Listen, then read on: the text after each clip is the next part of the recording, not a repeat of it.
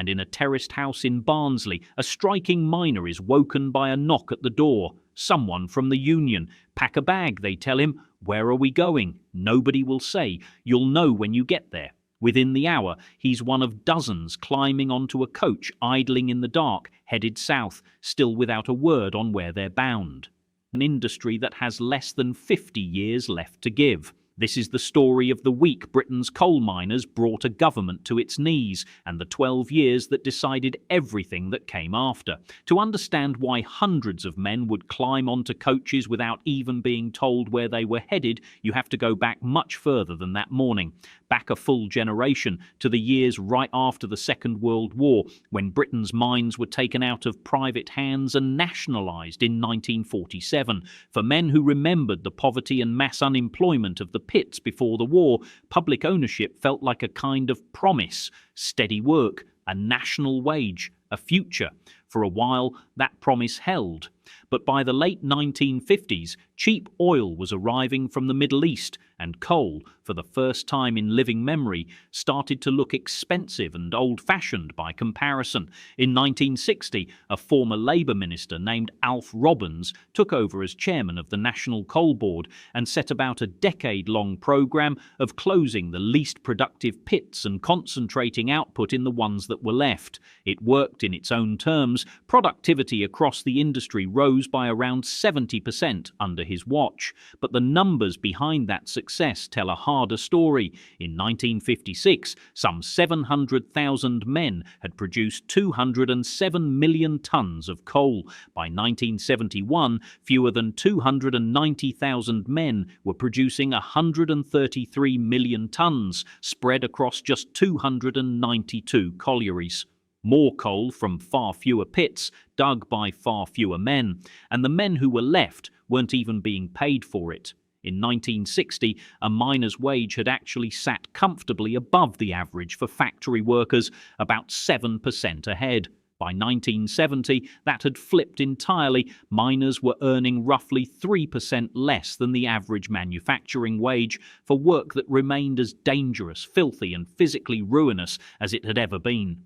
Men who stayed in the pits watched neighbours who'd left for the new car plants and light engineering factories come home each week with fatter pay packets for jobs that didn't carry the same daily risk of a roof fall, a gas pocket, or a runaway coal tub.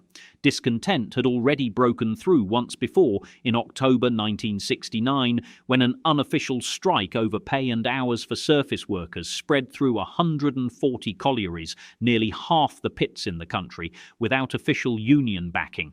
It lasted only a couple of weeks and was eventually smoothed over, but it left two lasting marks. It introduced the tactic that would define the 1972 dispute: small mobile groups of pickets moved by car and coach to wherever they were needed most, rather than fixed lines outside a single colliery gate. And it gave a young Yorkshire Union official named Arthur Scargill, already known for organising at his own pit in Woolley, his first taste of a wider stage. He'd later half-jokingly call it his own October Revolution, and credit it, not entirely as a joke, with making everything that came afterward possible. By November 1971, formal talks between the National Coal Board and the National Union of Mine Workers, now led by President Joe Gormley, had stalled completely. The union was asking for a rise of up to 47% to close the gap that had opened over the previous decade. The board, working under a government pay policy that capped public sector increases hard, offered 7.4. The NUM answered with an overtime ban, squeezing production without yet calling a full strike. It didn't move the government an inch. So, on the 9th of January 1972, the National Executive Committee called it a full national strike, the first official one since 1926, since before most of the men now picketing outside the gates had even been born. 289 collieries, something like 250,000 men underground, all of it silent in a single day. At first, the country barely blinked. Power stations were sitting on stockpiles that were meant to last around 8 weeks, and much of the press treated the whole affair as, in the phrase of the day, little more than marginal disruption, a line that would age very badly indeed. Within the union itself, the strike was already proving harder to manage than anyone at the top had planned for. Area committees in Yorkshire, South Wales, Kent and Scotland began sending flying pickets not just to other collieries but out to power stations and fuel depots, Ferrybridge, Grimethorpe, Thorpe Marsh among them, anywhere coal or coke might still be moving. Against the wishes of the national leadership, many areas also began refusing to provide safety cover at the pits themselves, a serious risk given the constant danger of flooding, fire or roof collapse underground. Deputies from the separate colliery officials' union were, in places, physically prevented from getting to work to carry out that cover, and clashes between striking miners and the police escorting those deputies became a semi-regular feature of the strike's early weeks. Then, on the 3rd of February, the dispute stopped being an abstraction to anyone. A Doncaster area miner named Fred Matthews was killed on a picket line near a power station at Kedby, close to Scunthorpe, struck by a lorry that mounted the pavement to get around the men blocking the road. He was buried a few days later in front of a crowd large enough to bring the town to a standstill. In Parliament, a Derbyshire MP demanded an immediate government statement on the death, warning in language that made national headlines that the Yorkshire coalfield could be heading toward the kind of violence gripping Northern Ireland at the time. After that, nobody in Britain was treating this as background noise anymore, which is where that coach out of Barnsley comes back into the story. It was one of thousands of journeys happening across the country that same weekend, as the union quietly called in every flying picket it could muster for a single target. A coke depot next to the Neshalls Gasworks in Birmingham, where the West Midlands Gas Board was sitting on a stockpile of close to 100,000 tonnes of fuel, some of it years old, with as many as 700 lorries a day normally queuing at the gates to haul it away to factories and power stations across the Midlands.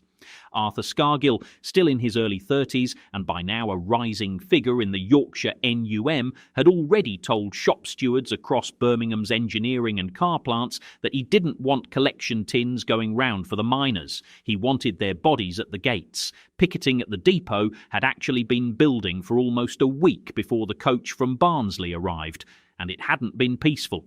2 days earlier, on the 9th of February, a lorry had driven straight through the picket lines as the crowd surged forward, injuring a police inspector and 2 pickets badly enough to need hospital treatment. On the morning of the 10th, everything changed at once. Thousands of engineering and car workers from firms across the city put down their tools without being asked and marched to join the miners already at the gates. Nobody had called a vote. They simply heard what was happening and walked out. Estimates of how many eventually gathered vary wildly depending who's counting, anywhere from 15 to well over 20,000, but everyone agrees on what happened at midday.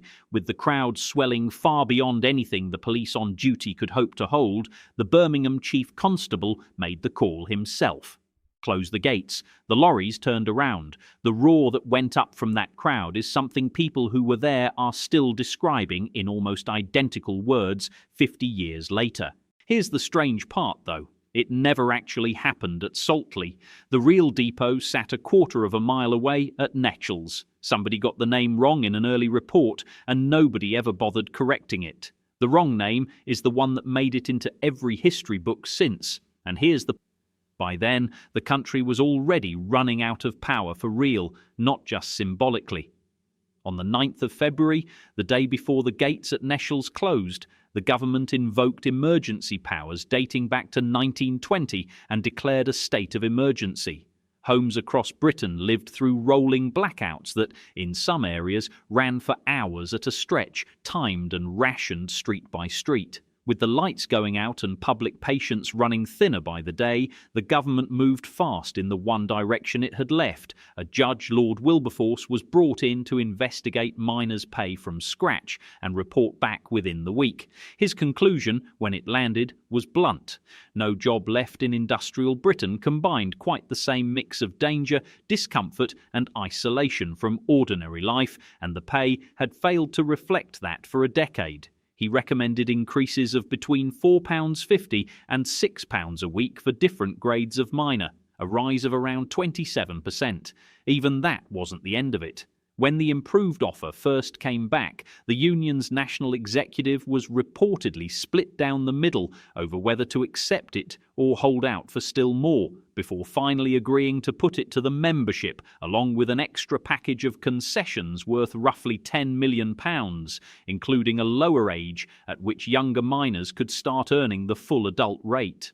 On the 25th of February, the rank and file voted on the final package and accepted it overwhelmingly, by some counts as high as 96% in favour. Picketing stood down that same day. Miners were back underground by the 28th, bringing the total strike to 7 weeks. On virtually every measure available, it stands as the most complete victory the National Union of Mine Workers ever won. But victories on that scale come with a bill that doesn't arrive right away. A government that has been publicly humiliated does not forget it, and the response to the 1972 strike reshaped the British state in ways still visible today. The fumbled, slow-moving emergency planning of that February led directly to the creation of the Cabinet Office Briefing Room, COBR, the body still convened for national emergencies in Britain to this day. Separately, Chief Constables set up a national recording centre that same year, designed to let police forces around the country coordinate manpower and share intelligence during major disputes. Nobody watching it come together in 1972 knew they were building the exact tool that would be turned against the miners 12 years later. The peace didn't last long either. By late 1973, the NUM had rejected another pay offer and imposed a fresh overtime ban, just as an international oil crisis was tightening energy supplies everywhere. In December, Prime Minister Edward Heath announced a 3-day working week to conserve what power remained. Television broadcasts cut off at 10:30 each night. Offices and factories reduced to 3 days of electricity out of 7. Heath called a general election in February 1974 on, essentially, one question: who really ran the country, the elected government or the unions? He got his answer. The Conservatives lost their parliamentary majority. Labour's Harold Wilson formed a government within days, and one of his first acts was to hand the miners a 35% pay rise to bring the whole dispute to a close. For a moment, it looked as though the miners had simply won twice in a row. Then came 1984. A new Conservative government, this time led by Margaret Thatcher, had spent years quietly preparing for exactly the kind of confrontation Saltley Gate had shown was possible, stockpiling more than 6 months of coal at power stations, building mobile police units that could be deployed nationwide using that same national recording centre set up back in 1972, and putting people in charge of the coal board who were ready for a long fight rather than a quick settlement. When the NUM, still led by Arthur Scargill, tried to run the 1972 playbook again after the board announced a fresh wave of pit closures in March 1984, the government simply didn't break the way it had 12 years earlier. That strike ran for very nearly a year. It ended not in a negotiated pay rise, but in defeat, without a settlement at all. What followed over the next 3 decades wasn't really decline in the gentle sense of the word. It was closer to an erasure. In 1950, Britain had had well over 1,300 deep coal mines, producing something like 95% of the country's entire energy supply. Pit by pit, through the 80s and 90s, that number fell towards zero. On the 18th of December 2015, the very last one, Kellingley Colliery in North Yorkshire, the pit everyone just called the Big K, brought its final cage up from underground and shut its gates for good. There was no battle left to fight by then. A few hundred men finished their last shift, and roughly 3,000 people turned out through the nearby town to watch them walk home, not to celebrate a victory this time, only to mark an ending.